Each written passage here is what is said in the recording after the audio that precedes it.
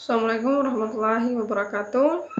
Perkenalkan, nama saya Vivian Syahriati dengan NIM 1865047 kelas B. Kali ini saya akan mereview tugas dari mata kuliah manajemen proyek IT dengan judul prototipe bekerja dengan model pertama.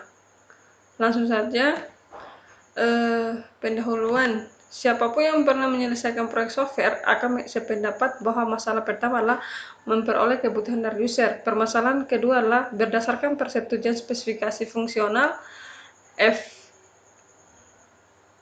mencoba untuk menggambarkan sistem yang berbasis grafik dan narasi, tetapi gambar dan penjelasan tidak dapat menerangkan cara sistem tersebut berjalan, berlaku, dan mempengaruhi bisnis user. Sebagai tambahan, FS biasanya menimbulkan kesalahan pemahaman.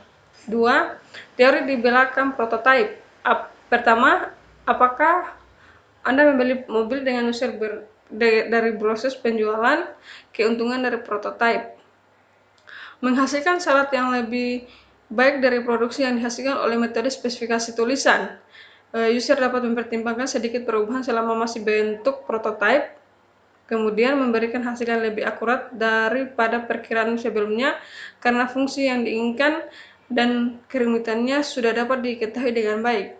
Yang terakhir itu user merasa puas. 3. Metode prototipe. Langkah-langkah pembuatan prototipe. Yang pertama, permintaan bermula dari kebutuhan user. Kedua, bangunlah sistem prototipe untuk menemukan kebutuhan awal yang diminta. Ketiga, biarkan user menggunakan prototipe. 4. Implementasikan saran-saran perubahan. Kelima, ulangi langkah ketiga sampai user merasa puas. Keenam, merancang dan membangun suatu sistem akhir seperti sebelumnya. 4. Sistem yang bermanfaat dari prototipe. Yang pertama itu sejak kebutuhan, baca spesifikasi fungsi, pada umumnya berhubungan dengan pandangan user terhadap sistem. Hanya dengan prototipe, tampilan bagi user sudah cukup untuk memeriksa yang dibutuhkan.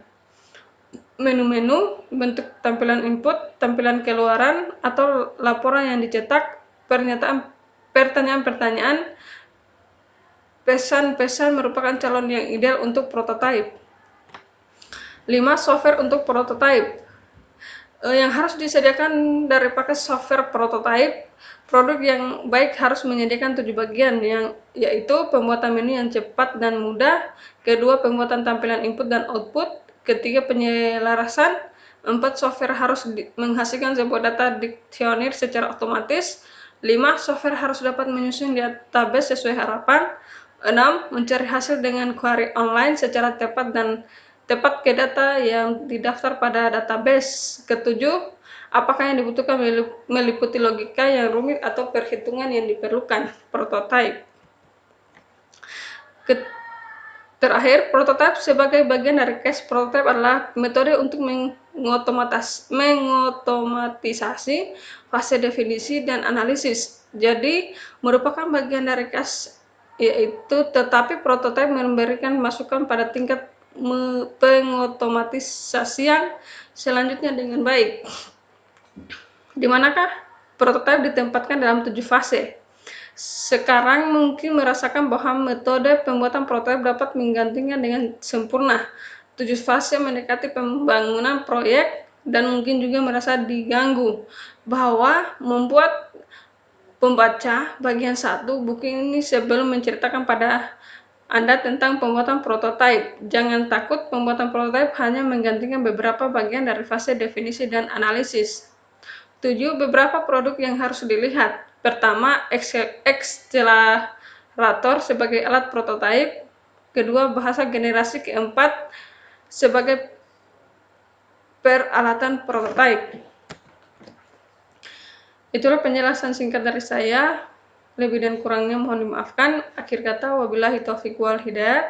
Assalamualaikum warahmatullahi wabarakatuh.